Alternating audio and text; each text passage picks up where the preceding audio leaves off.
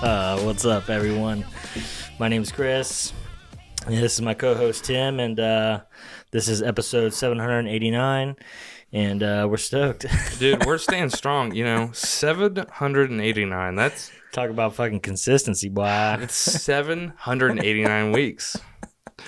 Oh, I wonder son. how many people will listen to this and believe that, like right off the rip. Like they done went to our fucking Whatever Apple, platform. yeah, and they see there's 4 episodes, and they're like, where are the rest of them? Like, and then they start going down this like super big rabbit hole. So they've like had the episode paused this whole time, and they're just now getting back into it. So you hear this. So appreciate the dedication to looking for those episodes, but fucking gotcha. Yeah, you guys are the real ones. You're helping our algorithm. Yes, All that appreciate searching. it.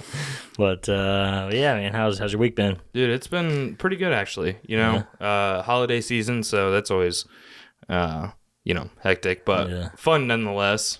There's not too many points during the year where you're like called into being so busy for such a jolly reason. So I like being out Walmart and doing all the gifting and stuff like that. I can actually tell you one really funny gift because I don't know when exactly this episode is going to come out, hence the funny episode joke. But I got someone a fucking it's like you see those candy bars that are like super huge, and it's either like one massive Hershey bar or like a giant Reese's, or maybe it's like 30 packs of Reese's all packed together. Well, I got somebody a fucking super long Twinkie.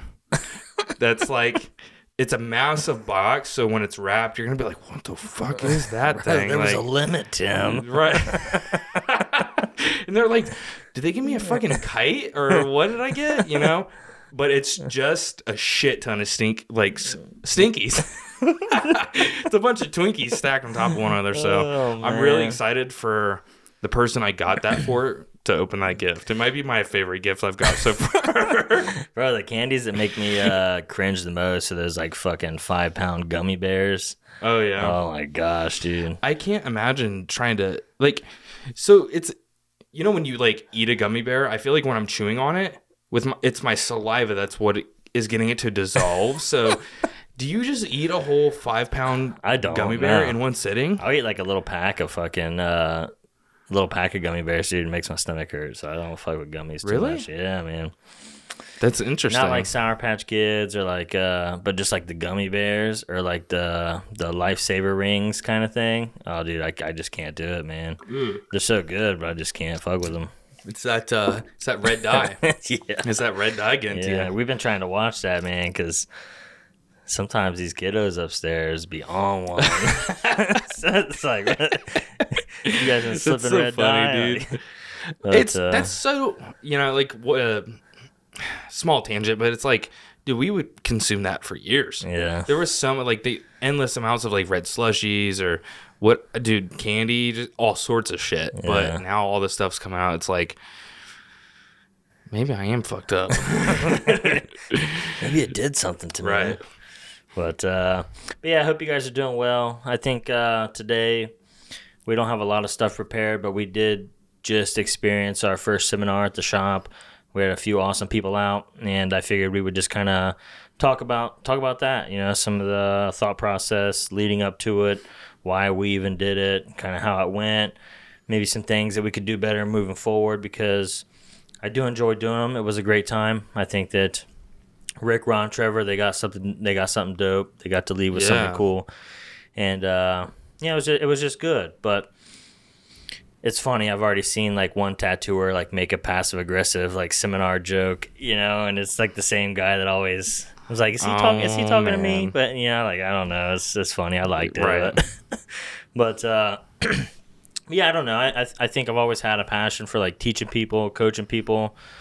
But there for a minute, we was going to try to go down like a coaching route and actually like do Zoom meetings and have like courses and shit. But I think that we decided to start here, and a seminar was a good kind of stepping stone into maybe something like that in the future. Because there's been a lot of those things popping up, especially this past year. There's always been seminars, there's always been coaching, but at least from what I've noticed on Instagram, it has become way more of a thing to become a coach to students. And there's been a few instances. I mean, Tattoo Gate kind of came from a coaching experience.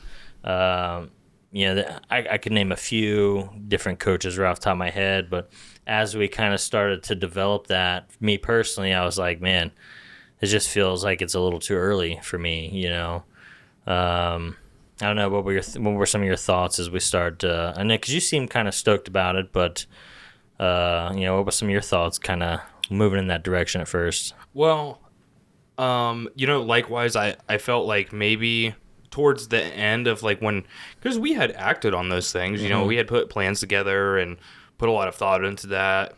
I wouldn't say that we necessarily scouted people that we thought were a good fit for it, but we were our receptors were up.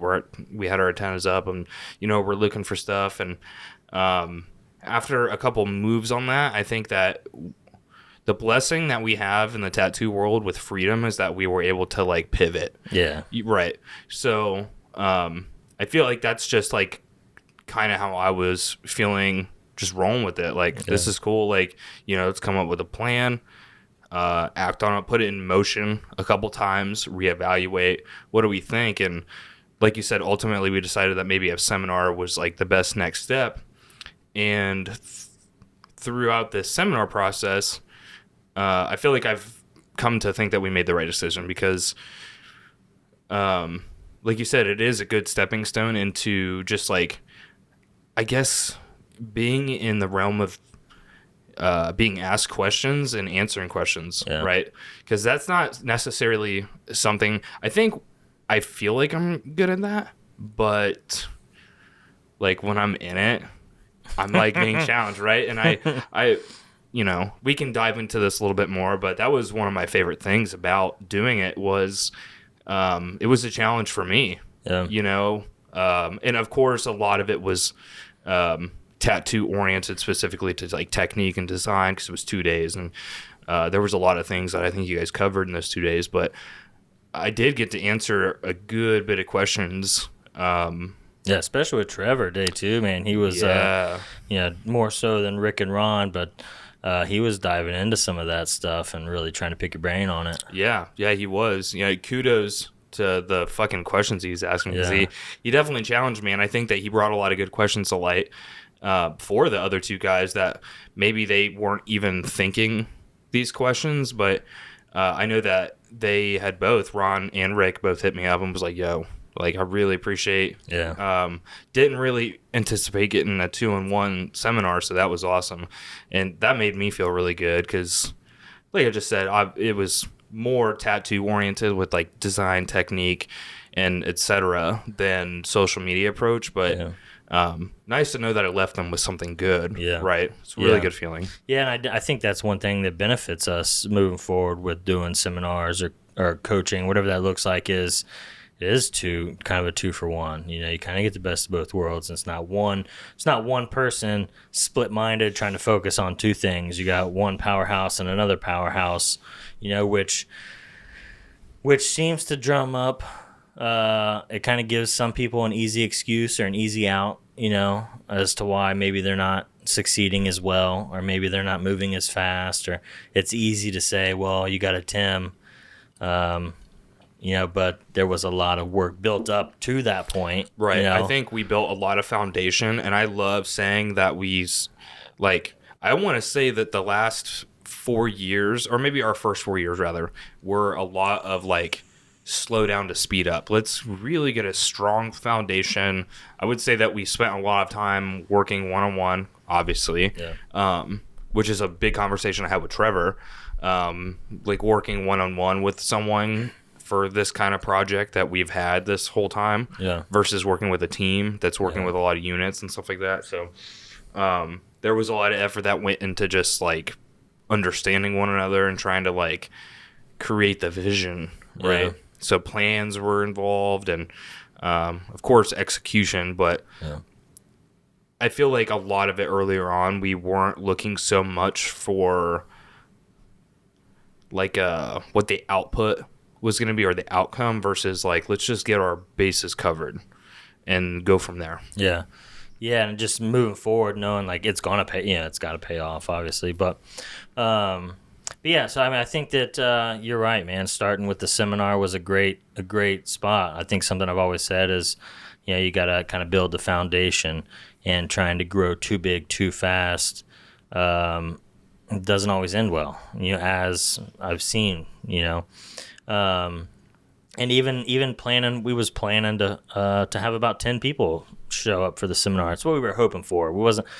That's what we were hoping for. We were hoping for 6 to 10 artists come in, but the fact that it was only 3 was a blessing in disguise. Oh, I really think so too. I do too. Yeah, I mean, it wasn't.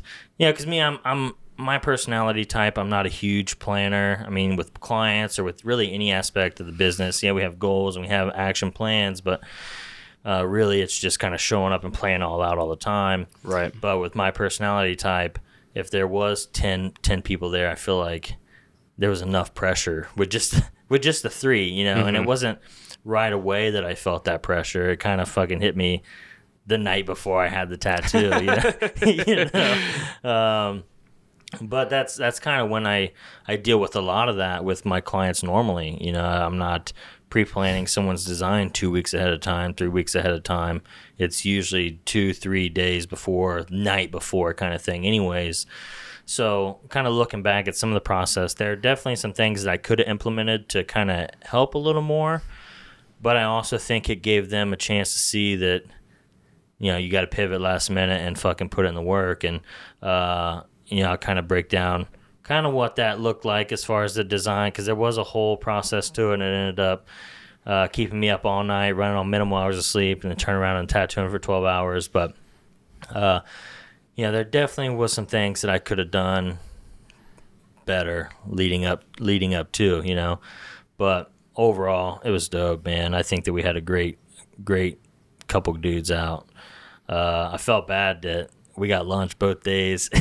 Didn't get lunch, man. Well, it's super funny that we kind of we had kind of mapped that out financially, just make sure, like, dude, food's all gonna be taken care of, so we don't even have to think about that or whatever. But my stomach was just messing with me, and maybe even in some ways it was the anticipation, the build up, because like you said, I had been very interested in coaching and I guess just educating people for a long time, but it's a difficult headspace to be in where you really have the desire to do those things, but don't feel like you have a platform or really you haven't arranged your message yet, right? Mm-hmm. You haven't arranged or put together exactly what you're looking to tell people just yet, right? So I feel like that bogged me down a lot in a lot of ways throughout my life, but I was very thankful that just in some small ways, through social media. I mean, it's marketing, it helps people like build their brand, business, whatever it is that they're looking to do. It helps, and it allows those people more freedom with their business and their brand, and more specifically the kind of tattoos or maybe the kind of people that they're tattooing or even wear. Because I know that Trevor's looking to travel a lot. I think he's going to Winnie the Drew's shop, which is fucking cool as hell. And then Rick, he just went out of the fucking country, right? Just hung out with some badasses. Right, like to get educated, And dude, talk about the hunger on these motherfuckers. Like they were just so, like the humility that they had. And they were all asking super good questions. They all brought so much good stuff to the table, which... Again, like we said, it's like a 2-in-1, right? Because I think I definitely haven't been through as much coaching as other people in this world have, for sure. But I think, like I just said, having a desire to educate people and then finally understanding that I need to be educated myself, having gone through that for a while, maybe not having like a plethora of mentors, but I've definitely had a few in my life that have taught me a lot of good things. I think it's part of the process to want to be in the space of like learning and teaching at the same time. And perhaps like you never master it. Like John Maxwell, I'm sure he's still learning. So it's not that you become a master of like teaching someone, you just become really good and maybe even just better over time at teaching someone, but you're always getting better at learning too. I mean, what was that Arnold Schwarzenegger? He's talking about, learn, grow, and then just share your process, you know, and then that kind of teaches and allows people to grow behind you. And I was really stoked that Ron was there in specific because, he's been tattooing 30 years. Like, holy fuck. 30 years, man. That's a long time, and that's a lot of things to experience. And for him to still be chasing seminars and be chasing growth is awesome. And he said something to me that it made me feel real good about what we were doing, and it's kind of, I feel like it's really kind of what I was going for. He's like, you go to a lot of seminars, usually you'll go to seminars at like conventions, and it's like an hour, 2 hours, maybe 3 hours, and it's like PowerPoint and checklists, and they're just like vomiting information on you and just like step by step by step through this process. But he was like, man, it's so hands-on, so like interactive. I feel comfortable, and I'm watching the process unfold versus just hearing it, which I thought was really dope. And that's was the goal, was to show up and let you in on kind of what some of that design process looks like, how I'm handling clients on the front end. And that just felt cool. Because I think that a lot of seminars or a lot of coaching, it's doctored up. Right. A lot of thought, time, effort, but it's not really the organic day-to-day stuff, which I thought was cool. You know? And it's funny that the harder you work on that, like the more plans you put into something, the less organic it becomes. Yeah. Right. So in a way, it kind of makes sense that you would have some, maybe not anxiety is the best word, but some building anticipation like the night before, because there's not much planning you can do, right? You just have to go in and be super organic, just like be what you do day in and day out. Yeah. I mean, I guess I could go in and like reverse engineer my process and create some like verbiage that explains some of that mindset, but I mean, clearly plans change, situations come up, things will come up and throw a wrench in, right? And it'll just like, oh shit, now I can't go according to plan, and now I have to pivot versus just kind of just being prepared for it. And I think that the situation we had with the design and having to pivot at 1 o'clock in the morning and stay up till 5 a.m. to redo the whole design in preparation for 9 o'clock, 10 o'clock when everyone shows up. Pressure's on. Pressure was on for sure, and I just so happened to eat a gummy at 7 o'clock. Katie talked me into eating a gummy, and I don't know about anyone else, but I've smoked for a long time. Pretty much every night for the past 10 years. Pretty much my whole business career I have at night. And that's when I would kind of find myself. I'd smoke a little bit, and then I would want to analyze my day, think about the future, think about shit I need to do.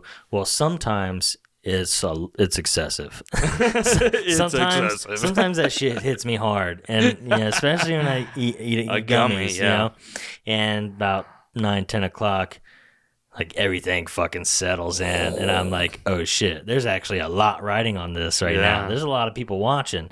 Tim's been blowing it up on Instagram. He's been posting. He's posted pictures of day one.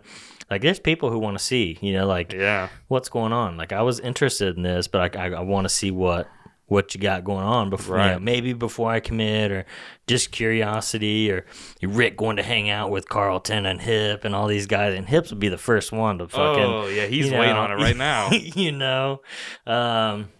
So all that shit just kind of hit me, and I'm putting the design together, and I wasn't stoked on it, and I love that I had the client I have, Dillon. He works at the shop, and he's seen a lot of my art, a lot of my designs, and this is how I really think that you want your friends to be. I sent him a design. I didn't hear back from him right away, but about an hour later, he messaged me. It was like 3 paragraphs, and he's like, dude, I don't love it. I really, it's not exactly what I was thinking. It doesn't quite hit the mark. Maybe we can just, because we already started the sleeve and we had a spot up top that we could work on and pivot to, worst case scenario. But I seen his message and I was like, fuck it, I'm gonna call him. So I called him and was like, dude, I get it. what don't you like? What can we do? What are the options here? And I spent about 20 minutes on the phone with him just talking about maybe changes. I even repeated it like 4 or 5 times. Like, okay, just so we're clear, if we do X, Y, Z, you think that, and we're still, worst case scenario, we had another option. But I was like, all right, man, and hung up the phone and fucking went to town. I think what I changed and put together was, one, way more realistic. I think it fit the arm a little better. And we was able to incorporate some of that new Empire ink that I think, I think it was well worth those extra hours. And I could have easily been like, you know what, dude, let's just do the other part. That's fine. We already got the design made. It's dope. Like, they'll learn something. We could just do that, we could. And in my head, I was like, man, that's just fucking copping out. That's just like taking the easy route, And I got these guys that. Ron came in from Maryland, Rick came in from Pittsburgh, Trevor Columbus. I'm like, these dudes came all this way to like see, quote unquote, something dope happen. And I'm here and I'm just like gonna just pivot and just do something I designed a year ago, a year and a half ago. I was like, nah, fuck that, man. We're gonna go hard here. Yeah. And went to bed at 5, got up at 9, went into the shop and fucking tattooed until almost 10 o'clock, and was really stoked with what came out. I think that we'll probably post it over the next couple of days, but it was dope. I learned a lot of good lessons, and it just kind of confirmed some of the things that I thought I was trying to accomplish. But man, it was an experience. Yeah, it's wild. And I love that you said. This is how I would want my friends to be, So like have some like honesty and some criticism, man. Some openness to like, hold me to the best version of myself, right? And that's so dope. And I don't think I told Dillon these words, and he ain't watched none of these fucking podcasts yet, mother chucker. Yeah, but it definitely takes some courage to say that, and I definitely applaud him for just making, pulling me into my best self. Mm-hmm. I think we've talked about the power of association and being around those people in your life, and the proof's in the pudding, man. I mean, Hip says this or I think he even made a whole episode on his own podcast, like, don't be afraid to, maybe it was like, don't be afraid to approach your mentors or whatever, but I think even he said along the same lines as this, it's like, don't be afraid to like check your mentors. It's like, and of course you could say it's going on him, forever or whatever, but I do think that Dillon has a really strong, pretty much every artist in our shop has a strong level of, like a strong standard for themselves, and we try to hold each other accountable to that, which is why I think big groups or the, like you said, the power of association is so strong, because like I have learned that I just have like a unsettledness to me if I can feel like someone, like my brother next to me, is like holding himself higher than I think that I'm putting myself at, because he doesn't deserve that. Like, if he's gonna ride with people, he deserves to ride with people that are gonna roll the same way he does, and that's gonna want to make me elevate myself. And of course, like, it's just like how you keep fucking going. Rising tide raise all ships, right? So well, in the heat of the moment, he sent that message, and I was like, fuck, damn it, Dillon. Damn it, like, which is a natural reaction, right? Yeah, but I sat there for a second and I was like, man, he's right. He's fucking right. Instead of calling him and fucking giving him a hard time, I was like, well, dude, what's the move? Like, what do we do to fucking make this shit happen? And it was cool, and I'm really excited to do another one. I think trial by fire, you ugly foot first. You just learn in the doing, and this was a good step one. It was a good place to start, and I think sometime maybe mid to late February, early March, I think we're gonna try to shoot for another one. I really love the things we covered, you know, just like, because I really don't think that I have like a thing that I'm just like super fun, you know, other than like the composition of my designs and like leveling that up. I know you've heard me talk a lot about that this year, and just like trying to grow into the best version of design creator or artist I can be. You know, because I think you can only apply a tattoo so good. Once you fucking learn the application, it's like, what else is there to grow other than, I mean, there's a lot of things that you can focus on and grow, but the composition and design.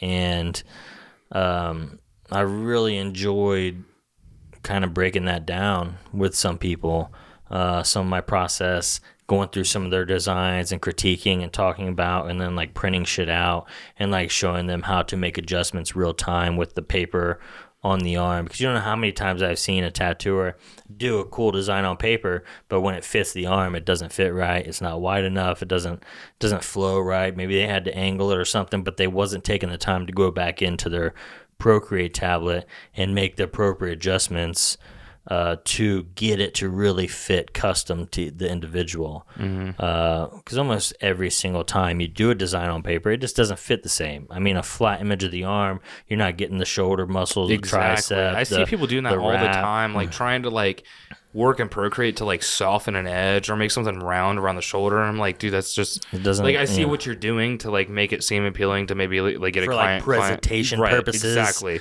But like, I do agree. I feel like a lot of people are just like, all right, fuck it. Like, cool, man, it's there. Bam, lay it down and just try to execute. And then it's, you know, it's just not there all the way. Or I think maybe a lot of people will get frustrated. And again, I'm always going to preface this with I'm not a tattooer. So I've never laid a stencil myself before, but dude, I have a lot of stencils be laid. Yeah. And I could totally see someone frustrated, you know, like, why the fuck does this just not feel the same? Like, I'm not getting it, but it does seem like a very involved process, like a back and forth, right? Like, you can't just like work on that flat imagery and just like push it and be done. But it's so easy at that point to just be like, okay, I don't know really what decisions to make.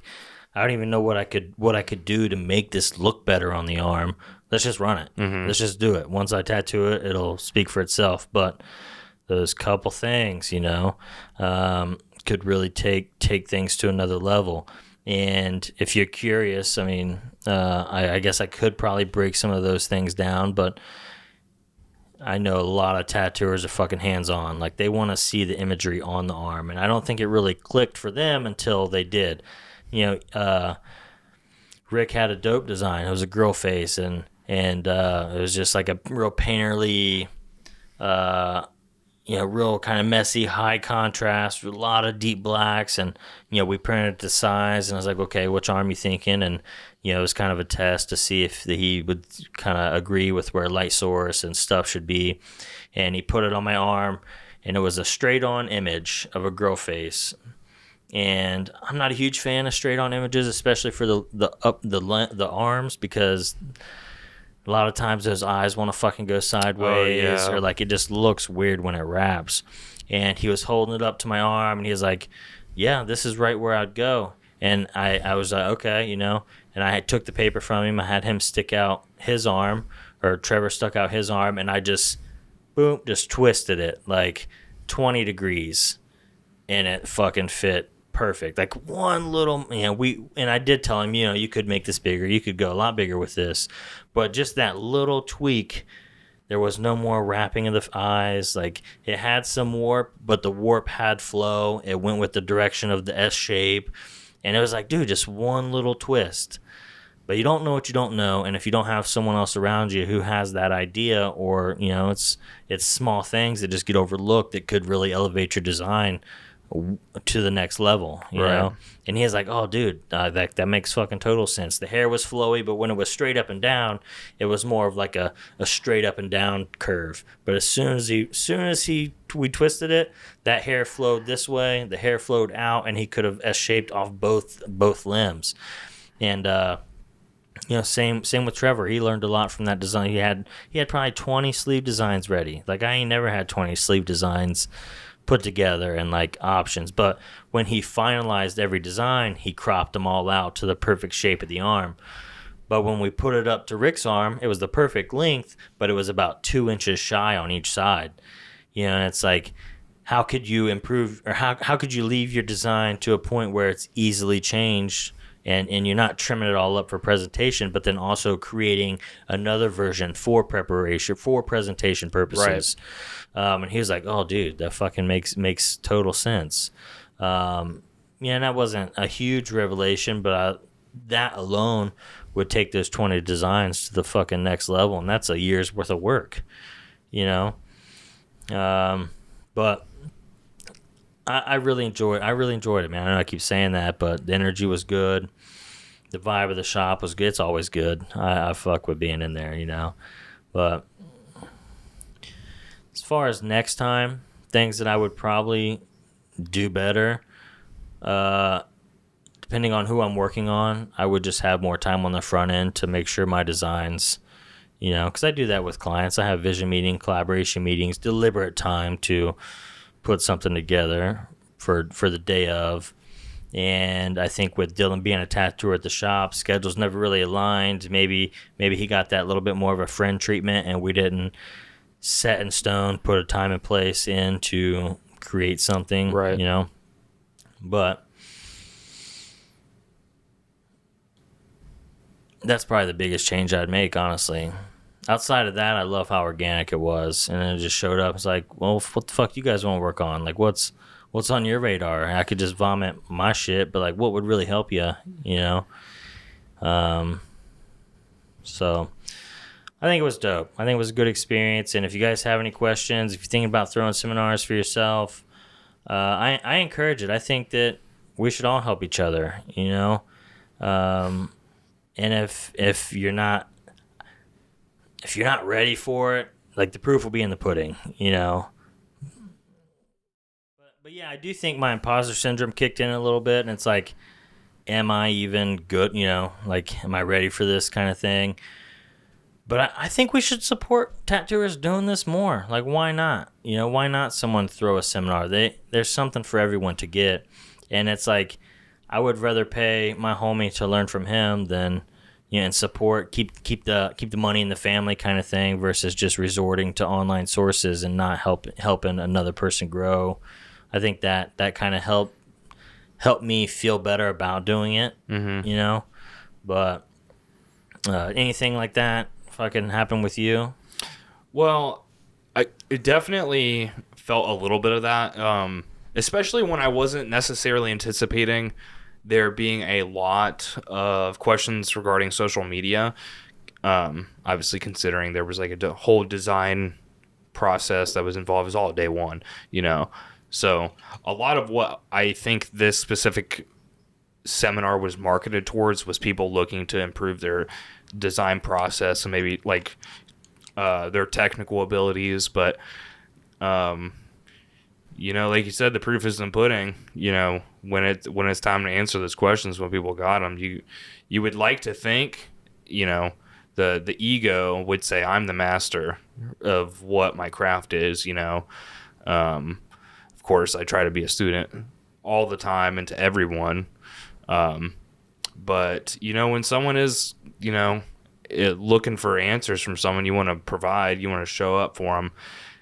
So, it being so organic and getting such organic questions, and I guess even just being specific to each individual is like, here, like, Tim, this is my situation, man. There's like multiple people involved. There's like money involved, and there's like my whole brand of it's a fucking like a whole puzzle. It's like a maze you have to work through. It's not just like you said, I guess I could just vomit all my shit at you, which I did give him a packet that's got like kind of a content process, how to like optimize your workflow with it, so it doesn't like burden the marketing side, doesn't burden down tattooers or small business owners. Yeah. Which I do think provides a lot of value just through text base. But when someone's like, dude, this is my situation, here's all my things, we look at my website, here's my Instagram, tell me what you think, what's the rundown, what's the rub, tell me what I can do better. I feel like you can't just like give them fucking bullet points. You really got to get in there and have a conversation, because I've got questions. There's things I don't understand that I had to take time with you to understand, and to kind of like put myself outside of that, to kind of have like a third person perspective of our situation. Like I said earlier on, building that foundation was just crucial, right? But I have to kind of do that quickly or on the fly a little bit when someone's asking me questions like at a seminar. So, dude, talking about fire under your butt. You're like, dude, there was points that I think where we were, and dude, I love those conversations that I had with Trevor, because dude, he was asking me some fucking good questions where I had to really think and like, so what really is the best possible scenario for this, right? But it kind of goes back to what I was talking about in one of the earlier episodes. It was like, am I ready, or who am I to like be telling this person what to be doing with their business? Like that they should definitively, this is my opinion on what they should be doing next, or how to handle this exact situation, or this is how you should pivot. I think I was faced with that again, but it was in a much shorter period of time. Yeah. So I don't know. I was really happy with being able to, I think it's a little bit easier with tattooers, to like connect with them sometimes, maybe not all the time. I'm blessed to not have many of those situations. I've heard some pretty sour stories with like tattoo shops and, and artists and whatnot, but I'm very thankful that for really, all the artists that I know or have in my life, because everyone's been super sweet to me. So, connecting with other tattooers doesn't seem difficult, and it really isn't, but thankful that he was like prodding me with such good questions, and I was able to like have a base connection with him first, so that I could get into those things. I could really tell him what I thought, and it wasn't like, oh, this fucking social media guy, this video guy is just like telling me like some bullshit, which, I mean, you've had clients like that before, and there's been other tattooers that I know kind of have those perspectives. So again, I love the humility they had, and I was just able to like really get in and see how I can help them, right? And it was super organic, which just like feel like I got sharpened a lot. Maybe it took me a couple days. It's a holiday season, so it's kind of hard to find time to like settle down and let things soak in this time of year. But being at this podcast and like having this conversation right now, it's soaking into me how much I feel like that seminar sharpened me, as well as I feel like it did for everyone else. Yeah. Right. I think one valuable thing that we've always been able to do is, okay, we're presented with the scenario. What are the options? And we've been really good at, okay, well, I think this. Well, let's look at the pros, cons. Maybe this is another option. What are the pros, cons? And then evaluating and making the best decision based on conversations that are had. And to not have someone to bounce ideas like that off of, makes it a lot tougher. I'm sure. I couldn't imagine. I really couldn't imagine. Like, and I know there's so many people that deal with this now. Like, obviously tons and tons of tattooers that experience this, but like just feeling like they're alone. Dude, I don't have anyone to like sharpen me up, whether it's like people in my area or people in my shop. But dude, we've got a couple clients, a Mark, he runs like his Etsy shop and his Etsy seminar.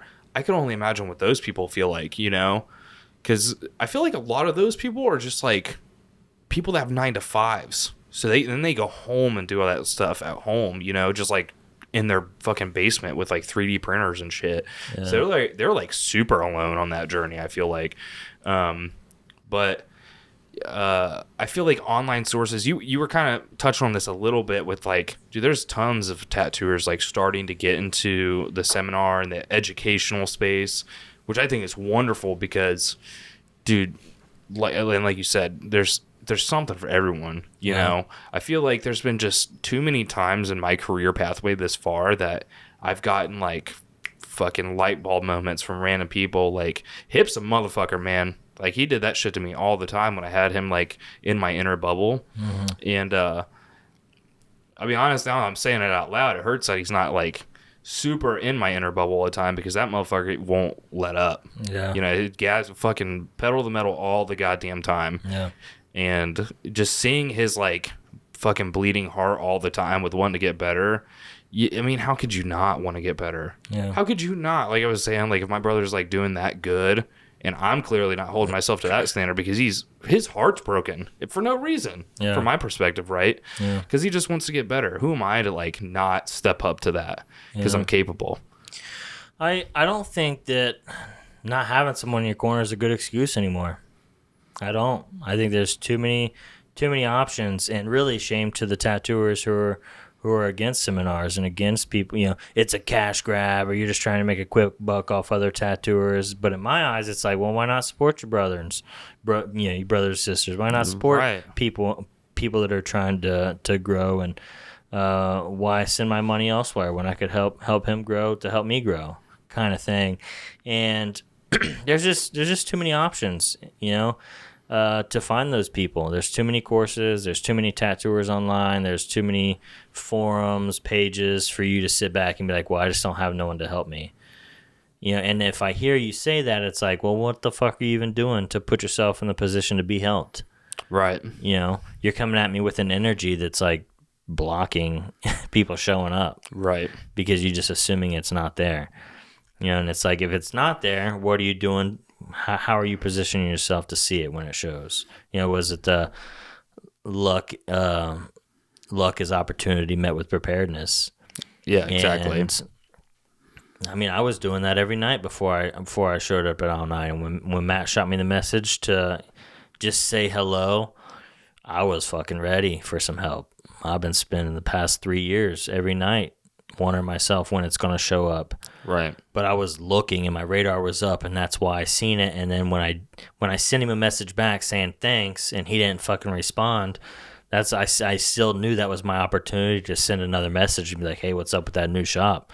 You hiring? Right. Yeah, and that's when things really got good, you know.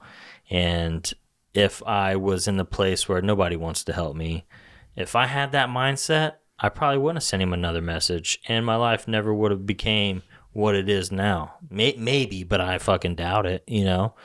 And I think those are the two mindsets from maybe perhaps two different places that are deterring a space of growth, right? Is either I don't fucking need help because I got my shit, I'm dope, you know? Like, I can't learn nothing, can't teach me shit. You're just trying to get something from me. Right, exactly. Or and that kind of carries into the no one want to teach me shit. I can't get no one to help me out. You know, I can't fucking grow because no one will give me nothing. It's like, man, I struggled, just personal experience. I struggled to make a good fucking photo for 2 years, you know, until I just got tired of it. And I messaged London because I just saw his shit was just great all the time. It didn't look black as fuck. It didn't look fake. It didn't look photoshopped.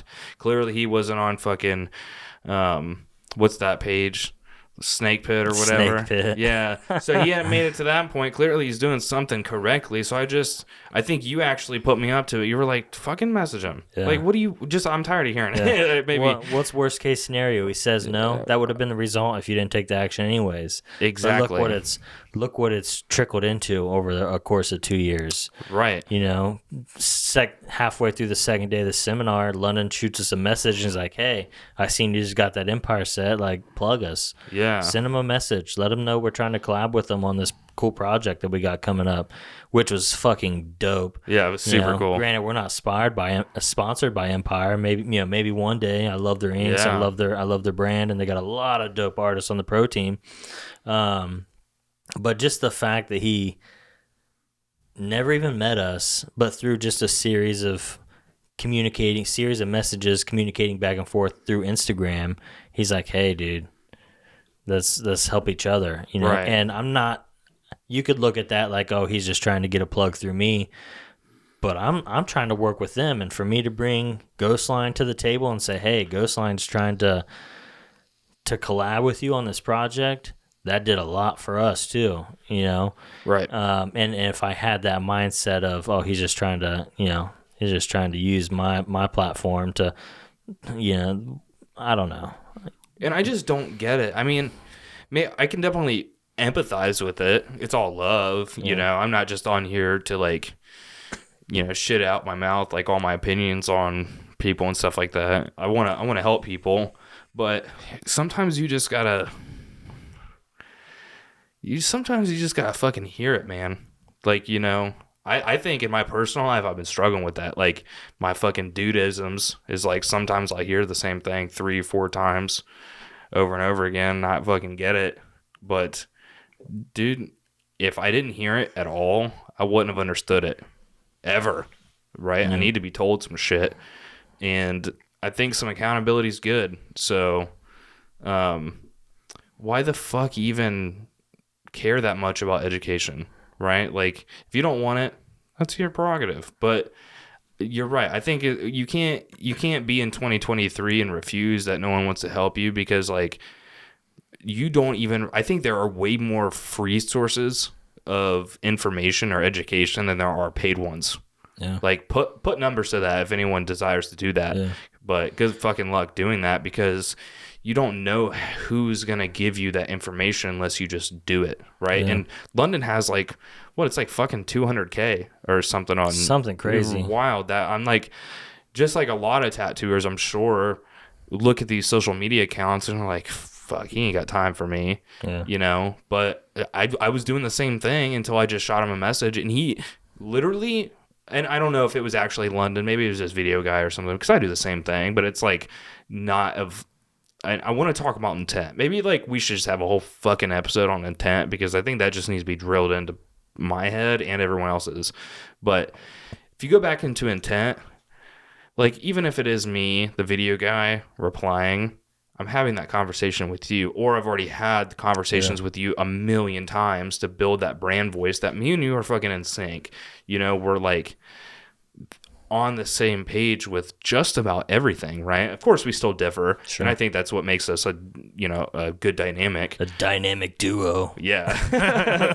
Cue Batman music. Yeah. But I think that, of course, our differences are what build us up in a lot of ways, but you can know, even if it was London's video guy replying to me, it was the brand voice. You know, they were both equally responding to me, regardless of who it was. Yeah, well, I guarantee you, he leads by example. You know, so if the video guy wasn't there to do it, London would have did it. Exactly, you know?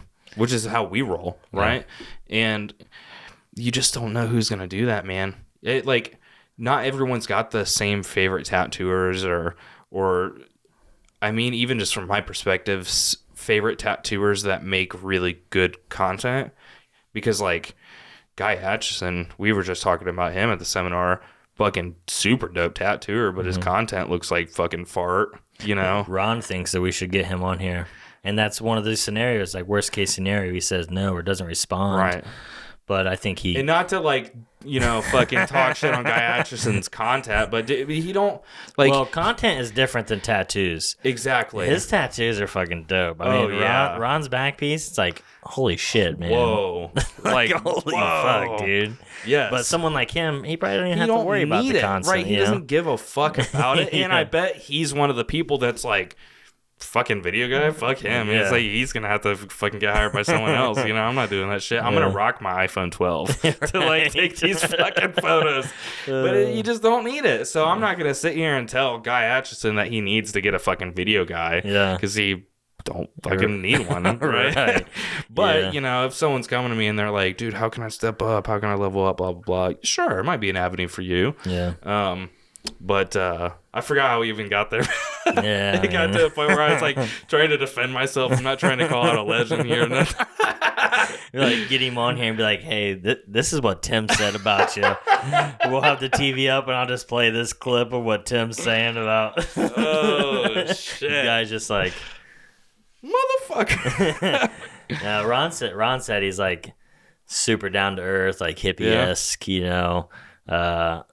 He said the guy built like a whole steel framed, like what do they use to make casts, like plaster, like a whole plaster steel cage rendering for his back piece. And I was just like, what the fuck, you know? What does that even mean? So like he took took steel of some sort and shaped like a box, and then took plaster and like molded his back piece to where it like was actually like a cave, or like the organic bio shapes. Shit. Like it was a full on fucking project just for the rendering of it.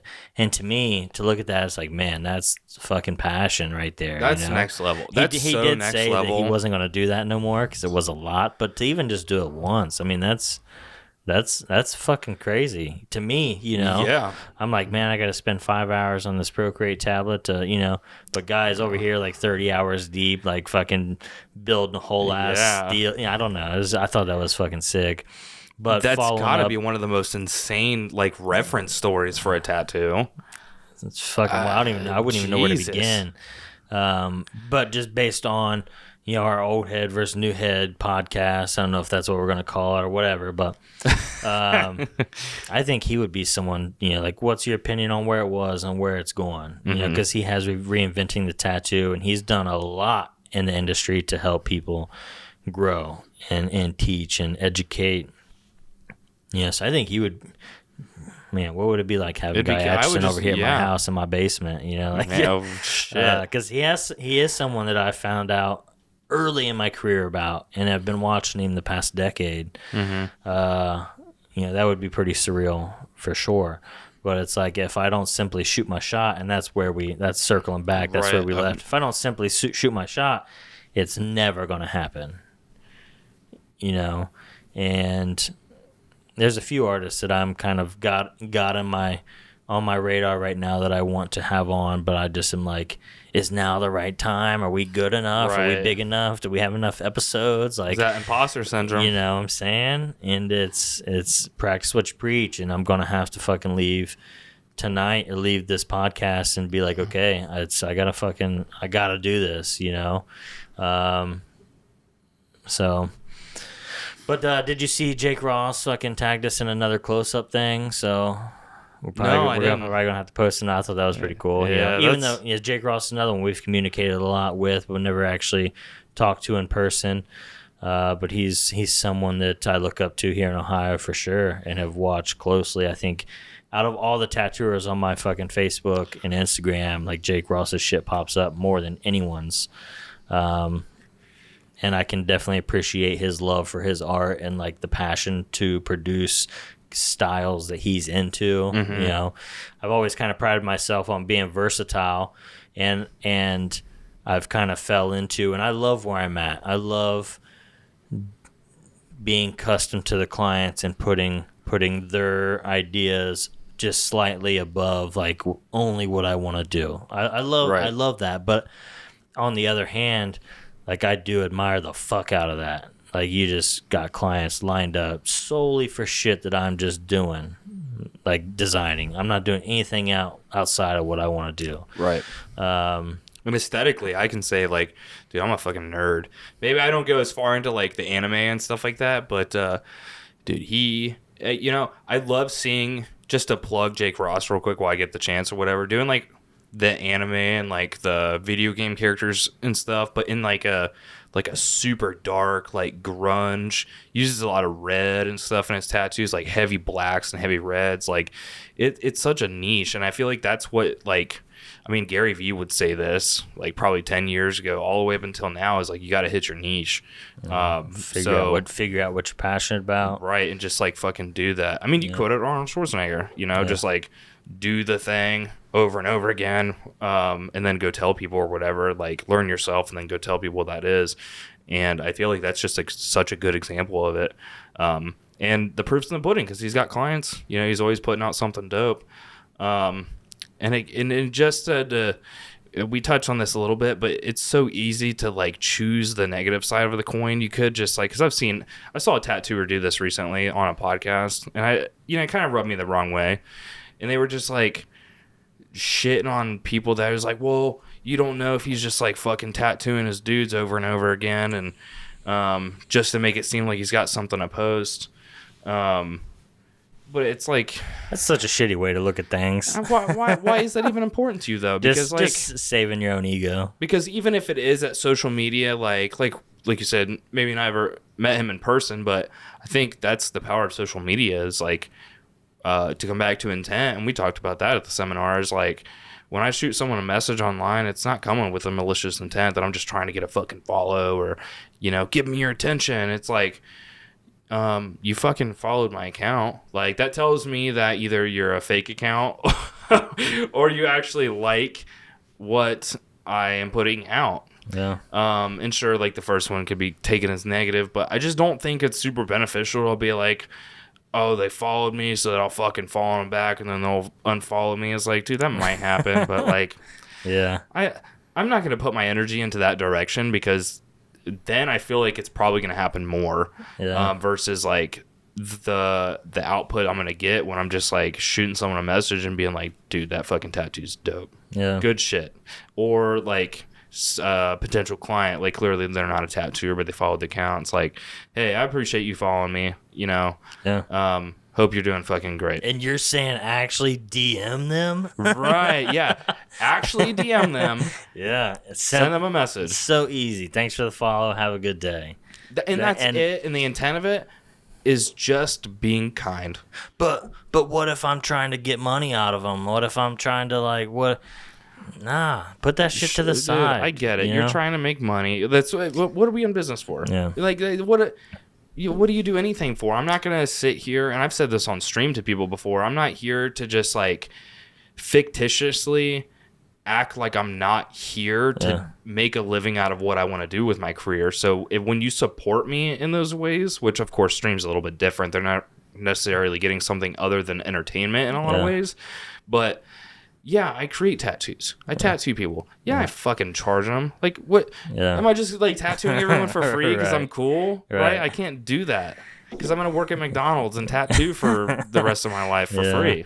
You know what's funny though is like, you have that feeling, oh, they're just messaging me to try to get something. But you know how shocked I feel like they will probably feel when you actually don't try to get any, like, you don't even bring up tattoos. Yeah. You're like, are you not going to try to sell me? Are you not going to try to hook me in? Are you not? And you're like, no. I have I'm just no here. desire in trying to get you to do anything. I want you to do it. Yeah, man. I think that a lot of people actually feel that way. I specifically have when people's reached out and just said, tattooed and successful. They did that with Taya. Reached out, just said, hey, hope you're having a good day. Love your page. Boom. And she's like, and she went and fucking bought some shit, you know? But they wasn't trying to get people. They were just trying to show up. And I think that's so real in a world of, we get a lot of spam. We get a lot of messages. Right. You need a logo for your bit. We get all that shit. But if you hit me up with, like, you need this from me, like, I'm just not going to respond. Versus just, like, showing up with love, supporting someone, I think that's dope, And even if it is like, I what I see a lot of, is a fellow business like following us and then not saying anything at all. Yeah. Right. So realistically, they probably are doing the follow for follow thing, and then I'll follow them when they follow us. Sure. Yeah. I can, as a social media guy, probably say that's what's happening, but dude, you could just remember you're a fucking person, and then remember that these are other real accounts that, they're posting their own shit, they're posting their dogs, their food, their significant other, whatever it is, vacation. But dude, when they're looking for a tattooer, they're probably going to use Google or Instagram to do that, And I even said this on, during the seminar, was like, and I've learned this over time. Of course, maybe I don't do this every single time that I go out in public, but I do try to have my antenna up that I'm going to, compliment someone. I'm going to put into practice to compliment one person while I'm out today. Because you don't know, you're fucking walking into CVS and someone's walking out, and you just, in the corner of your eye, just notice he's got some cool shoes on. Maybe they're not you or whatever. You just notice that you noticed them, right? And you're like, those are cool shoes. I'm going to tell him. And you're just like, hey, man, those are fucking sick shoes. Have a good day. Mm-hmm. What happens in 3 years when he's, looking for that tattoo and he sees your face? And I'm just, sure, you could argue this is very minuscule and, how often does that really happen? But I feel like it happens a lot more than you think, considering the fact that as tattooers, your artwork is walking everywhere. So imagine like something like that comes up, you know, where they're talking and you're like, oh shit, I've seen this guy. He like complimented my shoes. You go everywhere. You go to the bank. You go to gas stations. You go to restaurants. You go to Walmart. You go to malls. Like, you get your hair cut. Like, there's just so much shit. But on social media, take all those examples I just gave you, fucking blow them out of the water. You have access to everyone that has an Instagram account. So, I mean, I'm not saying that you should get on social media and just spam people with compliments. Everyone with compliments, or just like copy and paste to a million people this like, hey, thanks for the follow, or just like, hey, I really love your page thing. Don't just like spam it, because then you're losing intent, right? And of course, I do tell people like I'm not gonna not use the copy paste tool, right?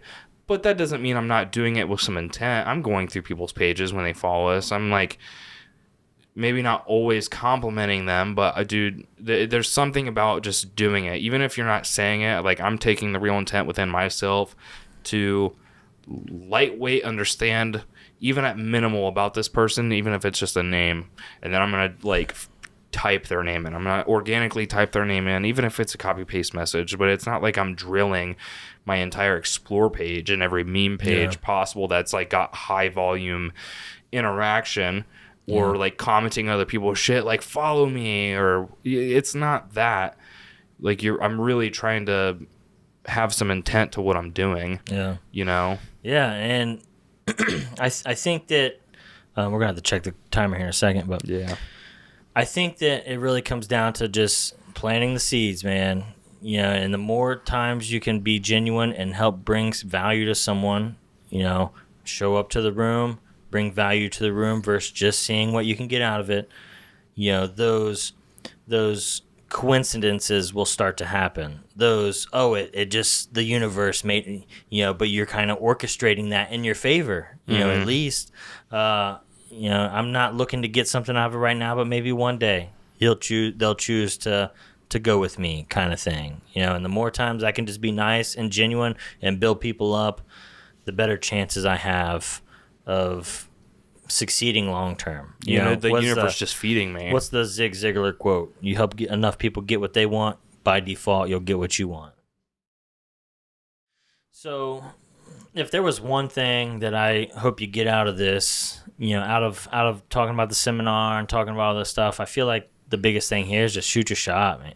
Yeah, if there's something you've been sitting on, a move you've been wanting to make, something on your radar that you feel like would help take you to the next level, like, what the fuck do you have to lose? Like, shoot your shot. Right. Take action. Put yourself out there. Be vulnerable. You know, even if you don't feel like you're ready for it, fucking do it. You know, when are you ever going to be ready just thinking about it? You have to do it, and then you have to rinse and repeat. You know, analyze, see what I could have done better, and then fucking do it again. You know, and I think that for me, at least for this conversation, that's kind of what stood out the most.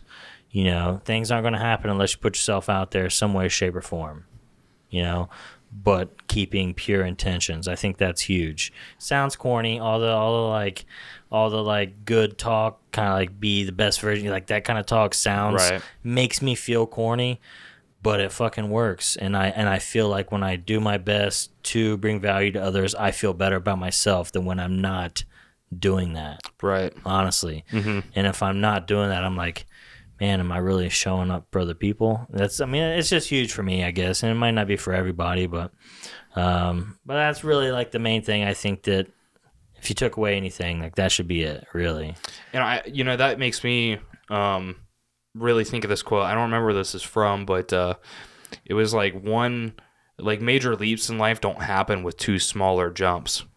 You have to it's one big leap, you know? And at some point you end up just doing it and putting yourself, like I said, just fully immerse yourself in it. And of course, there's, like we touched on, there's so many online sources to learn from. You know, you can reach out to people. There's seminars.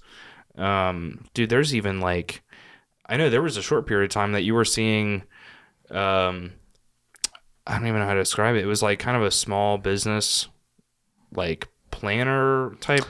So it was like a resource. Yeah. So here in Springfield, there's a grant-based, it's a business, I guess, but it's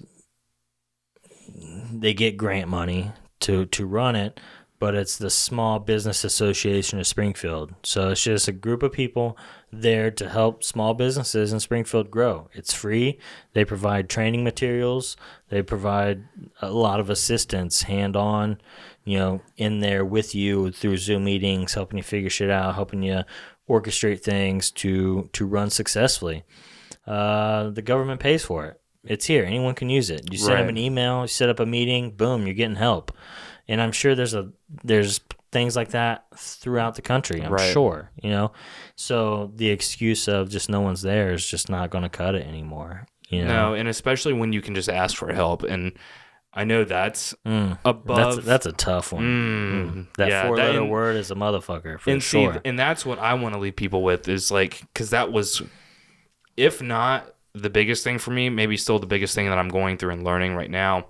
It is to just ask for help when it's fucking needed, and I don't want to shave off the benefit of going through the shitter, fucking getting put through a wood chipper, and getting eaten up, spit up. I think there's a benefit to that because it teaches you a lot. And for sure, we've talked about that quite a bit because that's what it does to me every single time. But that's when you fucking ask for help, That's when you learn that maybe I'm going to drop my ego to see if someone else has got something that I can learn from it. And maybe some people need to do that. They need to go through the wood chipper. I'm one of those people. Yeah. I'd be fucking chewing myself the fuck up before I ask for help sometimes. But I think there are other people in this world that are way more open to it, like Malachi. You just meet people and you like know something about him, but dude, that guy is so fucking hungry to learn. He just has learned to enjoy the process of being a student so much that he's just gonna go so fast and so far so quickly. And I feel like people like that got the fucking cheat codes because people like me, and I'm not trying to be like, oh, look at me, I go through I wish, and I'm actively working on getting better at these things. But you gotta ask for fucking help. You just got I don't care what level you're at. And maybe this is opinionated to the people that are like we talked about at the beginning of this is like, I don't fucking need help. Can't teach me shit. All right. All right, man. Cool. On to the next. You might be the best fucking tattooer, but I'm willing to bet there's questions you got as a fucking son, father, brother, uncle, friend. I don't give a fuck what it is. You're going to be curious about something in this life, and there's going to be something that you don't have a fucking answer to that wasn't the best decision every single time, right? So, well, I've always thought that people love to help, so like I could say I'm self-made. I could say I did it all by myself, got here with no fucking help. But for me, it's so much cooler to see a crowd of people who all helped me get here, who all played a part in my journey, who all stood up, gave me answers, gave me advice. I took it, and now they can be like, yeah, I fucking helped that dude. And for a lot of people, that's like almost ego hurting. Like it could almost mess some people up. Right. But it's like, man, that's so fucking cool, And I think it just leaves good taste in people's mouths. Like when clients are in my chair and I'm spending time figuring out what gets them going, what they've done, let them give me advice, and then for me to circle back and be like, dude, that advice fucking helped me. Like that shit worked. And man. It has happened so many times. And next thing you know, they're like, there's just that connection. I don't know. I think that's way cooler than I did it all by my lonesome. Right. And that's exactly how it sounds. Sounds lonely. And it's so funny because I think I think it's super funny that we're still getting questions about what the point of this podcast is, but that was it right there. Is like that I feel like was the epitome of I'm not the fucking guy, but in an explained way is like I would rather just not be so fucking alone in this that I'm going to ask for help. Yeah. And when I ask for help, I'm going to fucking remember who I asked for help. I'm going to remember what they said to me. Sure, maybe it might not be like fully maybe I've taken it and morphed it into something, or maybe I didn't use it at all. I don't care. You were a part of my journey. You were receptive to understanding I wanted to get better. And that in and of itself is a great benefit to, I think, just anyone. Yeah. Really, is being seen that I'm trying to get better. Because we talked about this we talk about this frequently. It's just like people like being acknowledged, Yeah. And I think we a lot of times like to, maybe not necessarily for, like, again, it's that negative. You could always look at the negative side as like, oh, you're just trying to like have some sort of alternate intent. But it's like, when you understand people want to be acknowledged, you're like, oh shit, I can just acknowledge other people. Like, and if I do that enough, I think I can have a faith and trust that someone else is going to fucking acknowledge me. 100%. Right? Because it's just, it works both fucking ways. And when you stop worrying so much about when someone's going to acknowledge you, it's probably going to happen a lot. Yeah. Because the periods of time between acknowledgement are going to seem like so like drug on, or is like, God, I can't remember the last time someone saw me or, acknowledged me, which, dude, it does get hard, when you bust your ass. It is, and I'm so not here to like say that that's not like a real feeling or worthy of validation, because that's where more often than not I'm catching myself not asking for help, is when I'm not validating that I'm going through the fucking shitter and stuff. Because when I'm the guy all the time, dude, I'm fucking chiseled out. You can't break me nothing. Like, there's not even like a little bit of imperfection on me, I'm just here to do it and execute, and it's going to be perfect every time. And I'm completely not even open to the thought of like someone else could benefit me, or I could benefit someone else. Because if you're going to act like you're perfect, then you're going to, someone else could just equally say that by themselves, and what's to stop everyone else on the planet saying that? So you just don't have anything to help anyone else with either.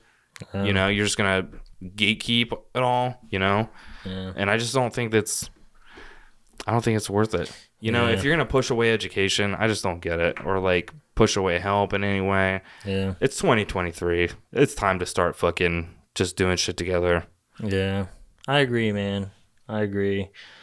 And to be fair, I think there's more of it now than ever. And honestly, right. I'm not just here to it. like be like the first one to say it. Sure. I think this has been a long time coming. Yeah. Build up to this, but I'm excited about that. I should say that's probably a better way of saying that. Yeah. I'm excited about where we're going. I think we're just trying to put some of the cherry on top to help keep pushing in that direction. Right. Really, and I'm kind of surprised how much of this topic I've seen on my Instagram lately. Maybe it's just because we've been talking about it, and now AI is like, the algorithm's like, hey, you want to see this shit. Yeah. But I have seen a lot of people stepping up, and I think it's fucking rad, because there's a lot of tattooers out there that need help, for sure. Yeah, there is.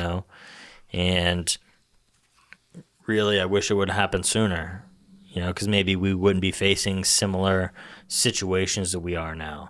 If we would have came together sooner and pushed each other up sooner and kept money in the family and built each other up, who's to say that there wouldn't be no room for big companies to come in and buy things up and make big companies, take over big companies and monopolize things. If we would have came together sooner and pushed in that direction, maybe we could have been more prepared to buy those companies ourselves or make those moves and have enough power as a team, as a unit, as an industry, to be like, no, fuck you, stay away, kind of thing, But I don't know. I think that for me, I think I got what I wanted out as far as the seminar, and I think it trailed into some good topics. And I think we're approaching some time here. I think we got maybe 20 minutes or so left, and I really just kind of wanted to talk about the Patreon a little bit.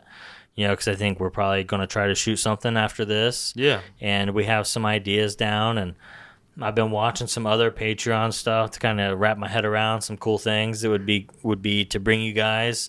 So if you guys have any ideas, this is me asking for some help. Just throw them out there. I think we got some cool stuff to bring you guys, but if we can hit the mark even better,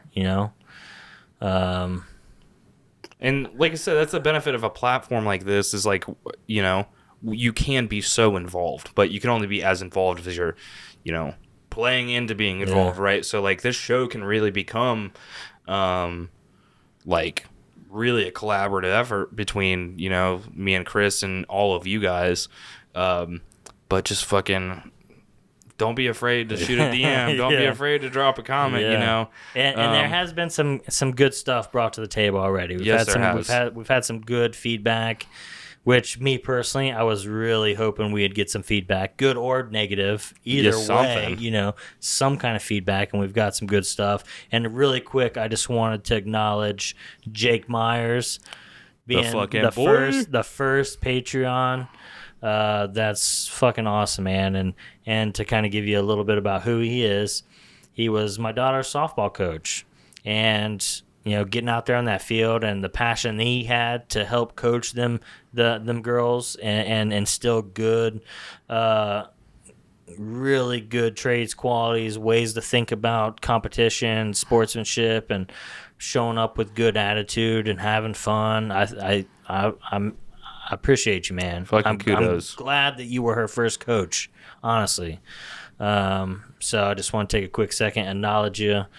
We'll have to make sure we tag him in it and shit. Hell yeah. You know, but yeah, keep letting us know. Keep letting us know. You know, and if there's something you think we can do better, we're all ears, you know. And I really appreciate the comment we got about, are you guys even a tattoo podcast? You know? Right. The name could elicit maybe people feeling like it's not, and it's, you know, it's a little bit of everything, you know, because I feel like that's just what me and you are. And I don't want to sit here and like, sure, maybe first 5-6 episodes you're struggling to grasp what exactly it is, but I promise, hang tight with us, you know, stick around, because I think that you're going to get to know us really well, and obviously we're going to have guests on. So this is going to, along with being a collaborative effort with the audience, it's going to be, we're going to bring other thoughts in, we're going to ask some people some really good questions, and you know, there's always going to be a level of growth without just like constantly acting like I'm the fucking dude that's going to be teaching you shit, you know. I would like to learn alongside you guys, learn from you, and learn from other people too. Yeah. And if you wanted to be a guest on this show, that's a possibility too. Reach out, you know. I think that we've really been racking our brain on some good people to have on, and you ain't got to have 100,000 followers. You ain't got to be doing the most, you know. We're just looking to collab with people who are thinking about their future moving forward. Right. You know, working towards something bigger than where they're at now, you know. We may even have a couple people that don't really agree with, you know, with everything we're talking about. You know, I think that could bring value too. But let us know if you want to jump on here. We're about to add a whole nother space down here to where we'll have more space to kick back, chill, open it up to a few people at a time, and you know, really start trying to have more guests in. Right. Really. As of right now, I guess one guest. Right. We'll start with one and see where it takes us. Right? Which I'm really stoked about the first one. It's gonna be hip. Yeah. It just had to be. You know. Yeah. He's been a huge part of my life, huge part of Tim's life. Honestly, I wouldn't be where I'm at if he wasn't in my life. You know. So I'm excited to bring him on here. I don't know where we're gonna fucking put him. Big as fuck. Yeah, he's big as fuck. He's gonna have to he's gonna have to lean down. He's gonna crouch down, walk into the basement. We'll do some construction for you. Raise that ceiling a little bit for you. Just like one little single path all the way through that he just like keeps his head in. Oh, we love you, Hip. Yeah. Well, and he'll be able to share some of his experience in Mexico with he went down there with it was like an evergreen invitational VIP vacation thing. So I don't know who all was there, but it sounds like some awesome people to hang out with. So we'll get to pick his brain on that. I think one thing that I'm not going to say I've missed out on because there's a long journey ahead of me. But one thing that I haven't really got to experience a lot in the industry yet is just traveling a ton. You know, I started my career, as you guys know, with a kiddo, and that's really locked down a lot of that. So just getting to hear his side and help kind of build that vision of getting into that place of traveling, experience more, doing the podcast on the road, which our first podcast scheduled that's going to be not in this place, Cyan Invitational here in Dayton. That's coming March. Fuck yeah. That's going to be really exciting. So if you're listening in on this, the convention's right down the road. Yeah. Right down the road from where we're at. It's 30 minutes from here, Dayton, Ohio. It's the second year doing it. Put on by Josh Wiley. You know, he's a fucking, good ass artist, got a really good team, and he puts a lot of fucking care and effort. Like, dude's sweating the whole fucking convention, Yeah. Well, and just the passion that he has, and I've seen him in the dirt with the bloody nose. Like, I've seen him have to pick himself, maybe not associating with him through the process, but outside in, I've seen him in that place where his shit just got flip-flopped over, but now he's got a beautiful shop that he's partnered with his wife. It's a hair salon, tattoo parlor thing. They both got brand new fucking whips that they're... Man, that's fucking awesome, man. He's living the dream, and I admire that, to be at the bottom just a few years ago in such a short period of time, flip it on its head, and now he's living his fucking best life. I think that's awesome. Right. And no better story than here in the fucking heart of the country, Dayton, Ohio, right? Yeah. I think I know that the last one we went to was epic. I think COVID kind of threw it off. It was postponed, I believe, 2 years. So it'll be exciting to see the change from last year to this year. And we're just kind of stepping up and saying, let's show out. Let's help support. Trevor immediately went and booked the convention after we talked. So he's going to be there. That'll be exciting. Yeah. But we'll be podcasting all weekend, Friday, Saturday, Sunday. We're going to try to have Josh on. I don't think we've mentioned that to him yet. No, but before this episode comes out, we'll have touch base with him and stuff like that. So you might see big old Josh Wiley on the show,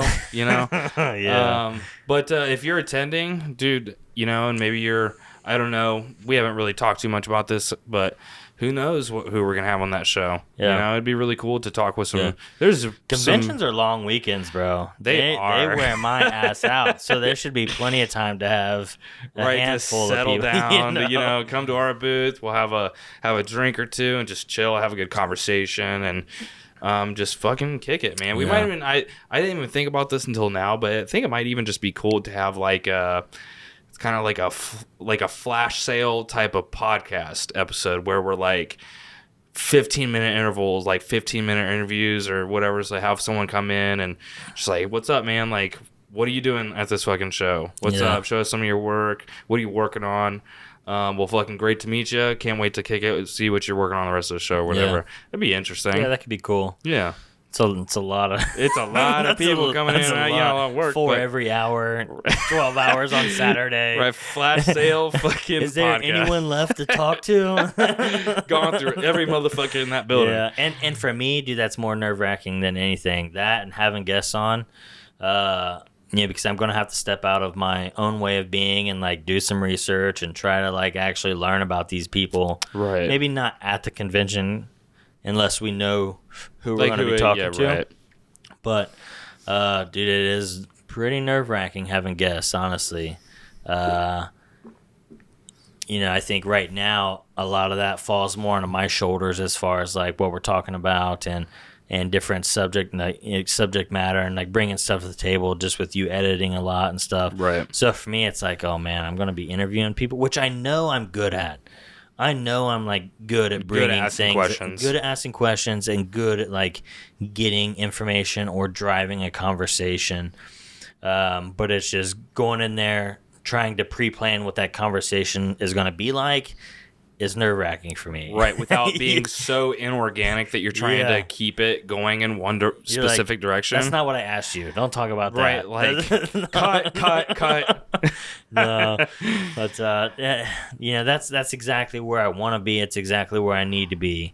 Because when I get comfortable, I get lazy, I procrastinate, I just coast, and I'm at a time in my life where I need to be challenged. And I think that that's the area that I need it some of the most, outside of, like, talking directly into this camera. Right, this is new and kind of weird, but... Yeah, that's something I really am excited to embrace.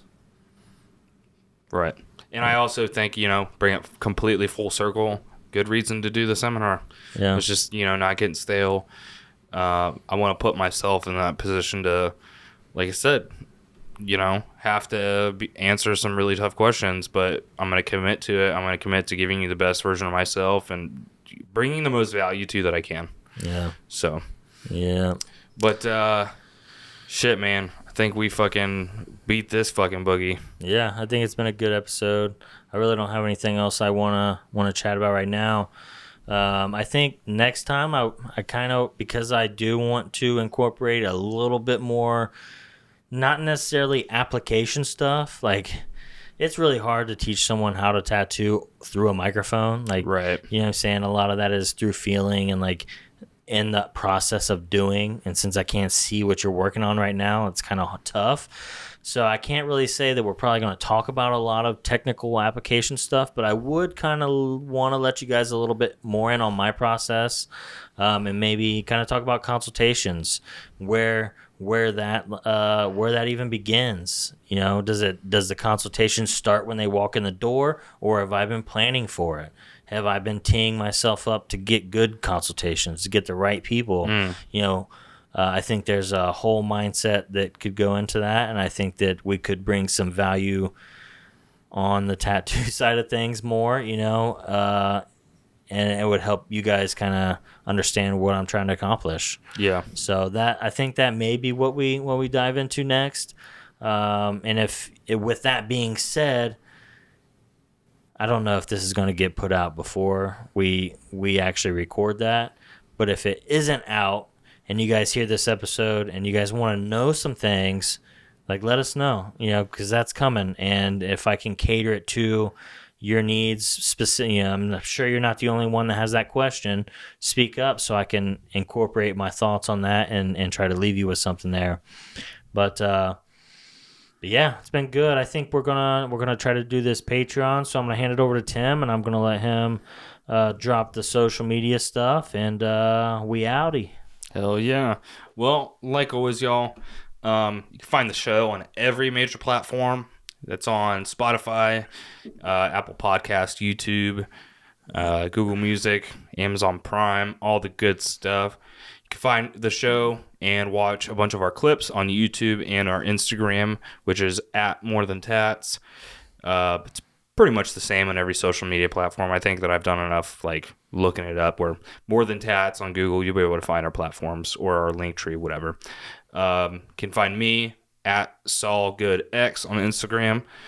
Pretty much the same with all platforms. Chris Powell Tattoos on most of your shit. And yeah, just fucking make sure you like and subscribe. Stay notified because, dude, YouTube's a motherfucker.